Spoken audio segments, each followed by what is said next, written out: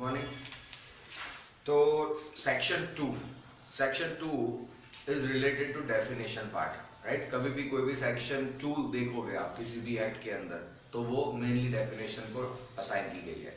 तो देखिए यहाँ पे bonus act, payment of bonus act 1965 के अकॉर्डिंग सेक्शन 2 में कुछ इंपॉर्टेंट डेफिनेशंस है जो कि एग्जाम के लिए आपको इंपॉर्टेंट है।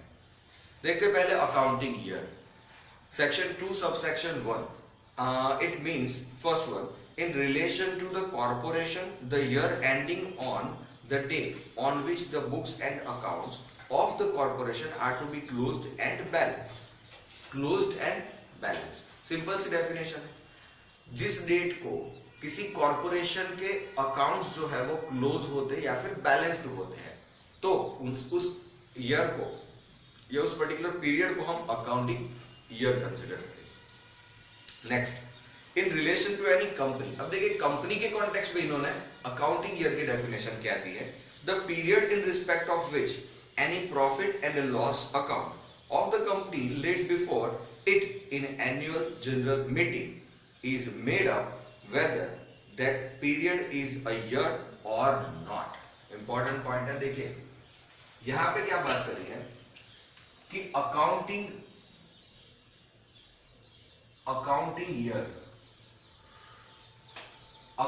ईयर की डेफिनेशन है सेक्शन 2 क्लोज नंबर 1, जिसपे कॉर्पोरेशन के लिए आपको यह बताया कि जब अकाउंट्स बैलेंस होंगे तो वो क्या होगा, आपका अकाउंटिंग ईयर होगा। तो कंपनी के कॉन्टेक्स्ट में आपको यह बताया कि जो एनुअल जनरल मीटिंग होती है, इस एनुअल जनरल मीटिंग में प्रेजेंट करने के लिए जो P&L अकाउंट बनता है, वो P&L अकाउंट जिस पीरियड के लिए बनता है, तो period of such account, right. P&L account का जो पीरियड है वो पीरियड आपको अकाउंटिंग ईयर में कंसीडर करना है। और साथ में ये बताया है कि ये फुल ईयर हो भी सकता है या तो फिर पार्ट ऑफ ईयर हो भी सकता है। ये क्यों लिखा है, क्योंकि मान लीजिए कि कंपनी ने अपना बिजनेस स्टार्टअप किया है 1/11/2015 को, 1/11/2015 को कंपनी अपना बिजनेस स्टार्टअप करती है, और इसका जो अकाउंटिंग ईयर खत्म होना है वो यूजुअली होता है 31/3/2016 को, राइट। तो इतने पीरियड में इन्होंने जो कोई भी बिजनेस किया, उस बिजनेस के रिगार्ड्स में इनको P&L अकाउंट बनाना है और इस अकाउंट को इनकी एनुअल जनरल मीटिंग में उन्हें प्रेजेंट करना है, राइट।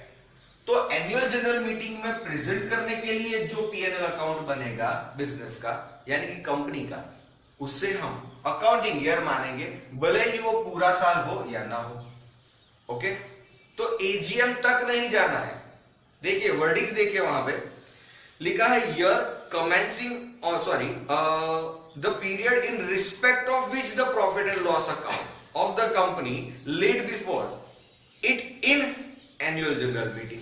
अब दूसरी एक बात आपको मैं पूछना चाहता हूं कि इन्होंने क्यों P&L अकाउंट को ही लिया और क्यों बैलेंस शीट को नहीं लिया। The reason is P&L account is an account and which is made for a period. ये एक पीरियड के लिए बनता है, राइट। और जब हम बैलेंस शीट की बात करेंगे तो ये एक स्टेटमेंट है, और वो स्टेटमेंट जो है वो पर्टिकुलर डेट को बनता है, यानी कि as on 31/3/2016।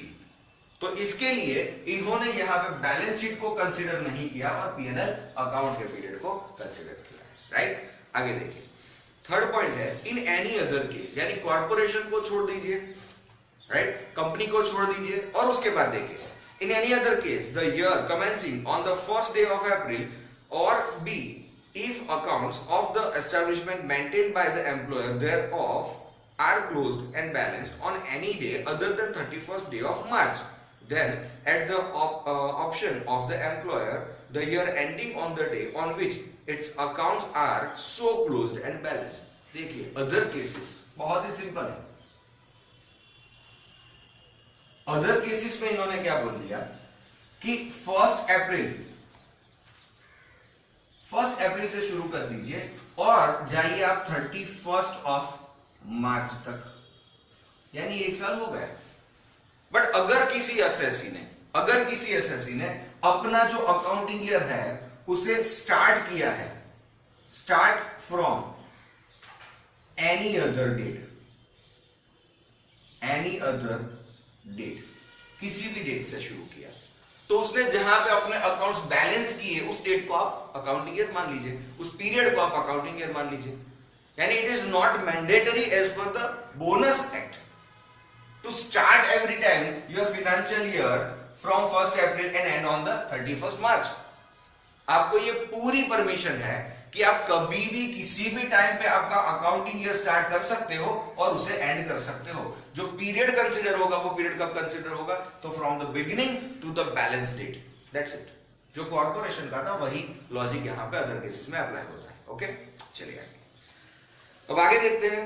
Yes, provided that an option once exercised by the employer under clause number 3B shall not again be exercised except with the previous permission of the prescribed authority in writing and on such terms as the authority may think to impose। अब देखिए, ये जो point था ना starting date वाला, ये था आपका 3B वाला पॉइंट। अगर किसी ने ये ऑप्शन एक्सरसाइज कर लिया तो once the option had been exercised you can not change that period. अगर आपको उस पीरियड को चेंज करना है तो you must have to apply in writing to prescribe authority, और जब तक आपको वो अथॉरिटी परमिशन नहीं देगी आप ये और किसी और प्रकार का आपने अकाउंटिंग ईयर लिया है वो आप चेंज नहीं कर सकते हो। और अगर चेंज करना चाहते हो तो उनके पास से जो रिटर्न अप्रूवल आएगा उसके बाद आप चेंज कर सकते हो। इन एक्सेप्शनल केसेस अगर उस अथॉरिटी ने कुछ कंडीशंस आपके ऊपर इंपोज कर दी, you must have to comply this kind of condition, then only you can change, तो आपको उस कंडीशन को कॉम्प्लाई करना होगा ये चेंज करने के लिए, राइट। अब देखिए आप, नेक्स्ट है हमारे पास अलोकेबल सरप्लस। अब देखिए ये आ गया आपका सेक्शन 2 क्लॉज नंबर 4। तो यहां पे आपका अकाउंटिंग ईयर जो है वो खत्म हो जाता है। अकाउंटिंग ईयर में कॉर्पोरेशन के रिगार्ड्स में था, दूसरा कंपनी एसएससी या कंपनी जो एम्प्लॉयर है उनके रिगार्ड्स में था, और तीसरा एनी अदर केसेस में था। और जिसमें आपको बताया था कि जो पॉइंट है कि any other date other than company other than corporation, जो अदर एसएससी है उनका अगर किसी और डेट से यानी कि अपार्ट फ्रॉम 1 अप्रैल किसी और डेट से शुरू करते हैं तो वो एक बार ऑप्शन एक्सरसाइज करने के बाद वो चेंज नहीं कर सकते। अगर उन्हें फ्यूचर में किसी साल में चेंज करना है तो उनको अप्रोप्रिएट अथॉरिटी की परमिशन लेंगे इन राइटिंग, और अगर जो कंडीशन उन्होंने इंपोज की है वो कॉम्प्लाई कर सकते हैं तो उन्हें चेंज करने की परमिशन मिलेगी। Next, allocable surplus. अब ये जो पॉइंट है इसमें ये होता है कि सरप्लस यानी प्रॉफिट, तो प्रॉफिट की गिनती कुछ शेड्यूल 3, शेड्यूल 2, शेड्यूल 1 उनके सब पार्ट्स इनके अकॉर्डिंग करनी होती है, ग्रॉस प्रॉफिट से नेट प्रॉफिट में जाना ये वो वगैरह। तो अलोकेबल सरप्लस जो है उसकी यहां पे डेफिनेशन आपको बताइए, देखिए। Allocable surplus means in case where company is employer, where a company other than a banking company which has not made the arrangement prescribed under Income Tax Act 1961 for the declaration and payment within India of the dividend payable out of its profit in accordance with the provision of section 194 of the act, where 67% of the allocable surplus in an accounting year shall be allocable surplus। देखिए अब आपकी allocable surplus की यहां पे बात करी है, तो अलोकेबल सरप्लस के लिए आपको income tax act 1961, dividend section 194 ये सारी चीजें यहां पे इन्होंने ज्वाइन कर दी है। तो धीरे धीरे से अगर आप देखेंगे तो आपको पता चलेगा कि सबसे पहली बात यह है कि कंपनी होनी चाहिए। तो अलोकेबल सरप्लस के लिए ये जो कंडीशन है वो है कंपनी। दूसरी एक कंडीशन वहां पे दी है other than banking company.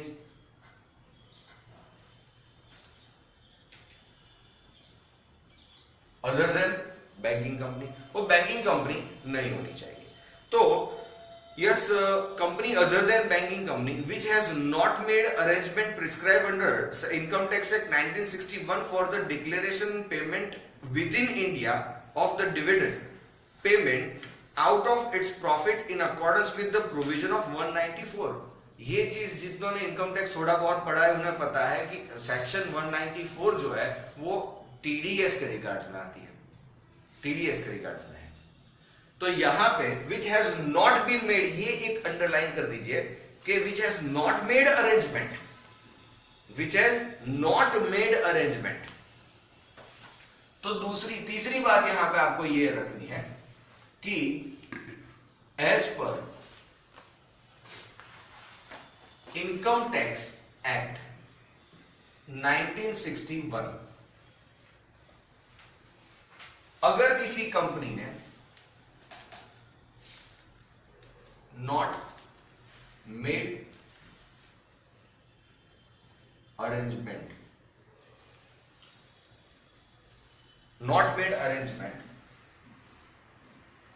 as per section 194 of Income Tax Act for payment of dividend in India, right. अगर किसी कंपनी असेसी ने, यानी कंपनी असेसी होना चाहिए। दूसरी बात यह है कि वो अदर देन बैंकिंग कंपनी होना चाहिए। तीसरी बात यह है कि उसने इंडिया में कहीं पे डिविडेंड पे करने के लिए जो इनकम टैक्स एक्ट की सेक्शन 194 है उसे कॉम्प्लाई नहीं किया है, नॉट मेड अरेंजमेंट फॉर। इसका मतलब ये कि इन्होंने इस प्रोविजन को कॉम्प्लाई नहीं किया है, राइट। तो not made arrangement for arrangement prescribe under the income tax act for the declaration and payment within India. Within India देखिए मैंने इसलिए देखा है कि payment of dividend in India, तो within India of the dividend payable out of its profit in accordance with 194 of the act. There 67% of the allocable surplus is an account in an accounting year shall be allocable surplus, यानी कि 67% of, देखिए so allocable surplus is equal to 67% of allocable surplus, 67% of allocable surplus. ये कुछ चीजें ऐसी है कि जिसमें अलोकेबल सरप्लस में कौन कौन सी चीजें आती है ये आपको ध्यान में रखना है कि कौन कौन सी चीजें यहां पे आएगी, क्योंकि आप जब भी डिविडेंड डिक्लेयर करते हो तो डिविडेंड डिक्लेयर करने के लिए आपके पास कुछ स्पेसिफिक डिविजिबल या फिर डिस्ट्रीब्यूटेबल रिजर्व होनी चाहिए। तो अलोकेबल सरप्लस का डिटेल जो है वो हम जैसे जैसे शेड्यूल 2, शेड्यूल 3, शेड्यूल 1 जो है उसके 2 के जो सब पार्ट्स है वो देखते जाएंगे, वहां पे आपको पता चलेगा। But right now you have to consider this kind of analysis, okay. अब देखिए आगे नेक्स्ट, कहीं पे in any other case employer any other case of employer allocable surplus means 60% of available surplus. देखिए 60% ऑफ व्हाट, अवेलेबल सरप्लस। तो any other case, in any other case 60% of available surplus, right. तो 60% of available surplus आपका other cases में, यानी कि company जिसको India में dividend pay करना है और उसने सेक्शन 194 का प्रोविजन कॉम्प्लाई किया है वो इसमें चली जाएगी, जिसने नहीं किया है उनके लिए ऊपर का पॉइंट है, ओके। आगे yes, appropriate government. Appropriate government का बात इसलिए इंपॉर्टेंट होता है कि कई बार आपको यह बताया, जैसे कि अभी आपको बताया अकाउंटिंग ईयर के अंदर कि अगर आपको इस तरह किसी और डेट से अपना फाइनेंशियल ईयर शुरू करना है तो आप कर सकते हो, और किसी और डेट पे यानी कि अदर देन 1 अप्रैल, अदर देन 1 अप्रैल को आपको शुरू करना, यू कैन। एंड कब करोगे वो आपको देखना है, राइट। तो वो एंड कर लोगे आप, तो अकाउंटिंग पीरियड आपके हिसाब से चलेगा बोनस एक्ट में, they are not concern with that starting और एंडिंग पॉइंट। बट अगर मान लीजिए कि आपने कोई और डेट से शुरू किया, फॉर एग्जाम्पल मान लेते हैं कि मैंने ये 1 अक्टूबर 2015 को शुरू किया, तो मैं यहाँ पे 30 सितंबर 2016 को इसे खत्म करूंगा। Obviously this is my usual practice. मैं हर साल मेरा अकाउंट ईयर इसी तरह शुरू करता हूं और इसी तरह एंड करता हूं। बट आफ्टर फ्यू इयर्स अगर मुझे लगता है कि मेरी जो डिसीजन है वो गलत है और मैं इसे चेंज करना चाहूं, तो वहां पे भी आपको एक पॉइंट दिया था, एक बात कही थी कि आपको अप्रोप्रिएट गवर्नमेंट की परमिशन लेनी है। हर बार ये नहीं बोला जाता स्टेट गवर्नमेंट, लोकल अथॉरिटी या फिर central government, appropriate government word आता है। तो what is the meaning of appropriate government, right? तो ये अब नेक्स्ट डेफिनेशन है हमारे पास, सेक्शन नंबर 2 क्लोज नंबर 5, जिसमें ये बताया है कि in relation to an establishment in respect of which appropriate government under the industrial dispute act 1947 is central government. Appropriate government means the central government. अब देखिए इंडस्ट्रियल डिस्प्यूट एक्ट 1947 यहां पे include कर दिया। अप्रोप्रिएट गवर्नमेंट के case में industrial dispute act में भी सेम केस है, वहां पे भी अप्रोप्रिएट गवर्नमेंट की बात होती है और वहां पे उसका डिस्क्रिप्शन यहां से कहीं ज्यादा बेहतर तरीके से दिया है। तो इन्होंने क्या किया, उससे कोरिलेट कर दिया, क्योंकि हर एक एक्ट के लिए एक ही चीज अलग अलग तरीके से समझना ये कुछ पल्ले नहीं पड़ता है। यहां पे प्रॉब्लम हो सकता है कि मान लीजिए कि भाई इंडस्ट्रियल डिस्प्यूट एक्ट बोल रहा है कि भाई आपके लिए अप्रोप्रिएट गवर्नमेंट है सेंट्रल गवर्नमेंट, और ये बोनस एक्ट बोल रहा है कि भाई आपके लिए अप्रोप्रिएट गवर्नमेंट है स्टेट गवर्नमेंट। कोई और एक्ट बोलेगा, मान लीजिए पीएफ एक्ट बोल रहा है कि अप्रोप्रिएट गवर्नमेंट होती है आपके लिए लोकल अथॉरिटी। तो आप जो है वो प्रेशराइज हो जाते हो कि भाई कौन से एक्ट के लिए कौन सी अप्रोप्रिएट गवर्नमेंट है। तो इसलिए इन्होंने क्या किया, कोरिलेट करना शुरू किया। यहां पे बोल दिया कि इंडस्ट्रियल डिस्प्यूट एक्ट के अकॉर्डिंग 1947, इसके अकॉर्डिंग जिन एस्टैब्लिशमेंट को सेंट्रल गवर्नमेंट के कंट्रोल में रखा गया है और उनके लिए सेंट्रल गवर्नमेंट जो है वो अप्रोप्रिएट गवर्नमेंट है, तो उन एस्टैब्लिशमेंट के लिए यहां पे भी यानी कि पेमेंट ऑफ बोनस एक्ट में भी सेम क्राइटेरिया एप्लीकेबल होगा, यानी उनके लिए भी अप्रोप्रिएट गवर्नमेंट सेंट्रल गवर्नमेंट ही रहेगी।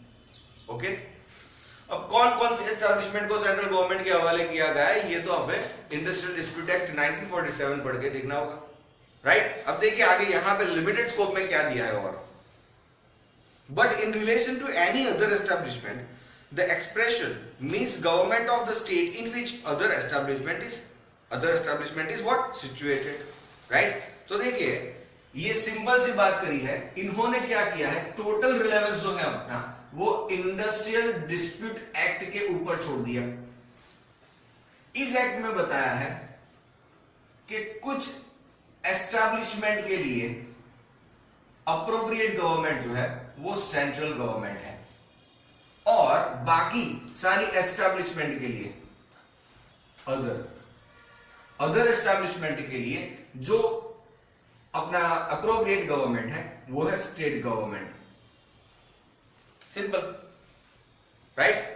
तो किसके लिए सेंट्रल गवर्नमेंट है यही आपका मैटर ऑफ डिस्कशन होना चाहिए, और उसके लिए आपको रिफर क्या करना चाहिए, तो आपको रिफर करना है इंडस्ट्रियल डिस्प्यूट एक्ट 1947। ओके, अभी यहां पे फिलहाल डिटेल में जाने की कोई जरूरत नहीं है, हम आगे बढ़ते हैं। नेक्स्ट आपके पास है अवेलेबल सरप्लस। तो अवेलेबल सरप्लस में क्या होता है फ्रेंड्स कि in relation to an establishment it means available surplus in an accounting year means define and compute under section 5 of the act। तो यहां पे अवेलेबल सरप्लस, इसके लिए आपको section number 5 of payment of bonus act, section number 5 of payment of bonus act आपको दिया गया है। वहां पे आपको बताया है कि बाय व्हाट मींस और बाय व्हाट मेथड आपको ये अवेलेबल सरप्लस कैलकुलेट करनी है। तो देखिए available surplus shall be the gross profit for the year after deduction of prior charges mentioned in section number 6, and by adding off the amount equal to the difference of certain items mentioned in section number 7. तो section 5 में ये बताया है कि available surplus जो है उसमें gross profit होना है सबसे पहले, तो शुरुआत यहां से होगी।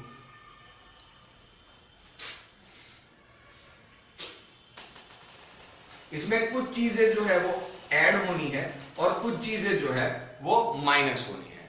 तो कौन सी चीजें ऐड होगी और कौन सी चीजें माइनस होगी ये आपको देखना है। यहां पे बताया है कि सेक्शन 6 के according available surplus gross profit deduction of prior charges mention in section 6। तो यहां पे मैं सिर्फ अभी के लिए ऐसा ही लिखता हूं कि points of section number 6, right, क्योंकि इसकी डिटेल भी पीछे हमें देखनी है। तो फिलहाल ये समझ लेते हैं कि ग्रॉस प्रॉफिट में से सेक्शन 6 की जो बातें हैं उसे डिडक्ट करनी है और यहां पे पॉइंट्स ऑफ सेक्शन नंबर 7 ये ऐड करना है। अब ये करने से आपको जो रिजल्ट मिलेगा ये आपका क्या होगा, ये होगा आपका available surplus as per section number 5 simple. Next देखिए, therefore available surplus can be calculated with the following equation। देखिए यहां पे एक इक्वेशन इन्होंने बना दिया। Gross profit of the year for the purpose of bonus, amount of prior charges plus amount equal to differences between amount of direct tax on the gross profit, direct tax on gross profit for the immediately preceding accounting year and for the immediately preceding accounting year after deduction of amount of bonus which the employer has paid or liable to pay for that year as calculated in accordance with the provision of section number 7 is equal to allocable surplus। तो इतना लंबा चौड़ा आपको अगर equation याद ना रखना हो तो प्रेजेंट आप ये याद रख सकते हो, इट्स बेटर। ओके, नेक्स्ट देखते हैं अवार्ड।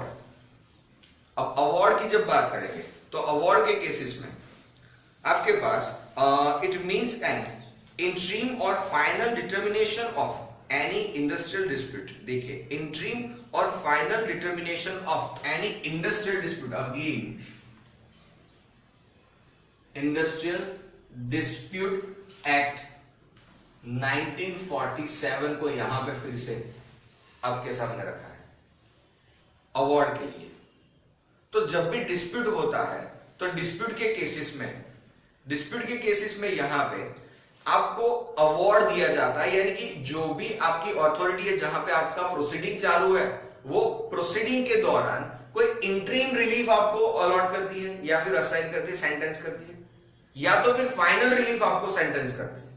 तो what ever it may be वहां पे आपको क्या करना है, उसे ही अवार्ड मानना है पेमेंट ऑफ बोनस एक्ट के लिए। तो देखिए it means an interim underline कीजिए और final determination of any industrial dispute और of any question relating thereto by any labour court, यानी कि इनका केस लेबर कोर्ट में अगर चालू है तो लेबर कोर्ट के थ्रू। नेक्स्ट है इंडस्ट्रियल ट्रिब्यूनल और national tribunal constituted under the Industrial Dispute Act 1947 or by any other authority constituted under any corresponding law relating to investigation and settlement of industrial dispute in force in a state and includes an arbitration award made under section number 10A of the act or under that law।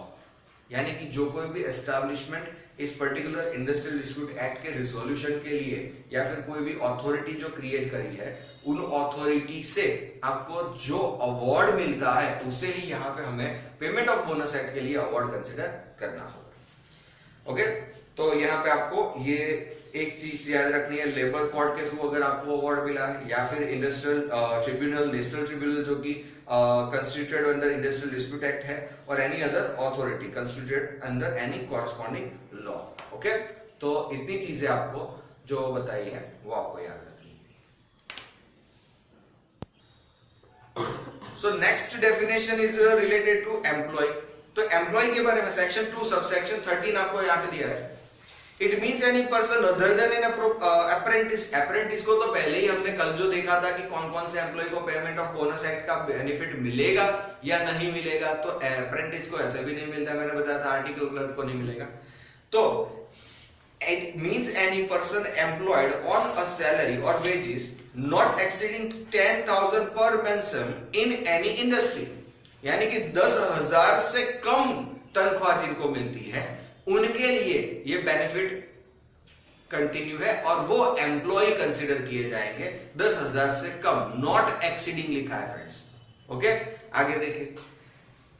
To do any skilled और unskilled manual, supervisory, managerial, administrative, technical और clerical work, यानी कि ऐसा कोई भी employ या फिर कोई भी पर्सन जो कि एम्प्लॉयड हुआ है किसी भी तरह की स्किल्ड या अनस्किल्ड एक्टिविटी के लिए, मैनुअल या फिर सुपरवाइजरी एक्टिविटी के लिए, तो उसे भी हमें क्या करना है, उसे भी हमें इस पर्टिकुलर डेफिनेशन के अकॉर्डिंग एम्प्लॉय कंसिडर करना है। फिर ये नहीं सोचना है कि ये सुपरवाइजरी एक्टिविटी के लिए है, स्किल एक्टिविटी के लिए, अनस्किल एक्टिविटी के लिए, तो इन्हें कंसिडर करे ना करे, उन्हें एम्प्लॉय ही कंसिडर किया जाएगा एज पर सेक्शन 213। नेक्स्ट है फॉर हायर और रिवॉर्ड। तो किसी एम्प्लॉय को हमने किराए पे लिया यानी कि कॉन्ट्रैक्ट लेबर भी है, राइट, तो उन्हें भी यहां पे कंसिडर किया जाएगा अंडर द एक्सप्रेस और इम्प्लाइड टर्म्स ऑफ एम्प्लॉयमेंट, यानी कि उनके पास हमने कुछ एम्प्लॉयमेंट के टर्म्स कंडीशंस के थ्रू एक कॉन्ट्रैक्ट साइन किया है और उस कॉन्ट्रैक्ट के अकॉर्डिंग उन्हें हमें एम्प्लॉयमेंट में लिया है, तो वो भी एम्प्लॉय की डेफिनेशन में for the sake of payment of bonus act उन्हें हमें एम्प्लॉय की डेफिनेशन में लेना है। नेक्स्ट देखिए एम्प्लॉयर। अब जो डेफिनेशन है वो है एम्प्लॉयर की। एम्प्लॉयर की डेफिनेशन में ये बताया है in relation to establishment which is a factory. Most important ये डेफिनेशन कई बार पूछी जाती है कि एम्प्लॉयर की डेफिनेशन क्या है। तो फैक्ट्री के केसेस में देखिएगा फ्रेंड्स कि हम ज्यादातर केसेस में सोचते हैं कि कंपनी जो होती है उन कंपनियों के केसेस में जो बंदा अपना शेयर होल्डर है वो ही उसका ओनर है, पर मैनेजमेंट कौन करता है, बोर्ड ऑफ डायरेक्टर्स करता है, राइट। तो वहां पे ये चीज याद रखनी है कि अगर कोई फैक्ट्री है, फैक्ट्री जो है वो हर बार मैन्युफैक्चरिंग यूनिट होनी है, कॉमन सेंस की बात है। तो फैक्ट्री द ओनर और ऑक्यूपायर ऑफ द फैक्ट्री, यानी कि जो उस फैक्ट्री का मालिक है वो यहां पे एम्प्लॉयर है, या फिर जिसने वो फैक्ट्री किराए पे ली है वो बंदा उसका क्या है, एम्प्लॉयर कंसिडर होगा। Next including the agent of such owner of such occupier. अब यहां पे देखिए उनका स्कोप जो है वो वाइड होता जा रहा है, वाइड स्कोप है। एजेंट भी अगर कोई होगा कि जो उसे मैनेज करता है तो उसे भी कंसिडर किया जाएगा एम्प्लॉयर की डेफिनेशन में। Legal representative of the deceased owner, अगर कोई ओनर चल बसा तो रोने की जरूरत नहीं है, उनके जो लीगल हेयर्स है या फिर उनके जो रिप्रेजेंटेटिव्स है उन्हें भी यहां पे एम्प्लॉयर कंसिडर किया जाएगा, उनसे भी हम बोनस का हक मांग सकते हैं। And where a person has been named as a manager of that factory under section 7(1)(f) of the Factories Act 1948, तो Factories Act यहाँ पे मर्ज होता है। Factories Act में अकॉर्डिंग टू सेक्शन 7 जिस बंदे का नाम वहां पे मैनेजर के तौर पे लिया है उसे भी एम्प्लॉयर कंसिडर किया जाएगा and the person so named or termed as employer, या फिर किसी को बताया है कि ये इस फैक्ट्री का एम्प्लॉयर है तो उसे, but in the case of factory only, factory के केस में। नेक्स्ट देखिए in relation to any other establishment which is not a factory, so the person और the authority which has the ultimate control over the affairs, यानी जिसके पास control होंगे उनके affairs के, transactions के of the establishment, and if the said affairs are entrusted to the manager, यानी कि अगर ये आपका जो रिस्पॉन्सिबिलिटी सेंटर है वो किसी मैनेजर को असाइन किया है तो मैनेजर भी एम्प्लॉयर की कैटेगरी में चला जाएगा। मैनेजिंग डायरेक्टर को ये बात पता है तो वो भी वहां पे एम्प्लॉयर की कैटेगरी में जाएगा। Managing agent, then such manager, managing director, managing agent are termed as what, employer. तो ये था डेफिनेशन ऑफ एम्प्लॉयर। ओके।